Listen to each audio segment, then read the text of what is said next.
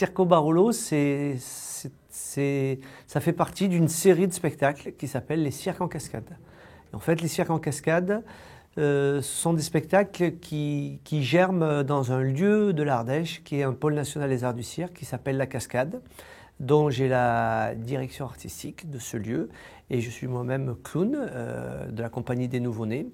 Donc l'idée de Circo Barolo, des cirques en cascade, c'est de rassembler autour des clowns de la compagnie des Nouveau-Nés des gens qui sont passés en résidence et en création à la cascade, souvent pour faire des spectacles, des formes plutôt longues. Et nous, on les invite dans une forme un peu ancestrale, plus traditionnelle, qui est la forme du cabaret. C'est-à-dire on les réinvite à faire, ces artistes, on les invite à avoir des formes courtes, donc des numéros. Et les Nouveau-Nés sont les présentateurs et entremetteurs de ces soirées, coups humains. Et là, coups humains pour la Croix-Rousse.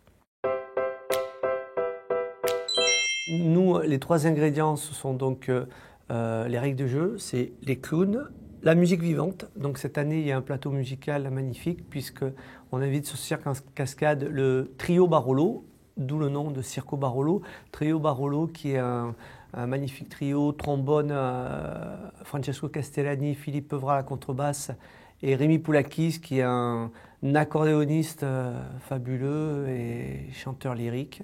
Donc qui vont accompagner, tous les numéros sont accompagnés. L'idée c'est de faire rencontrer ces musiciens avec les artistes de cirque.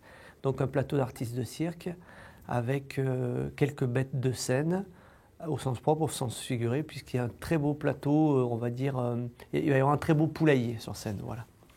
Et quelques artistes de cirque notoires, un fil de ferriste, un duo de portée acrobatique, voilà.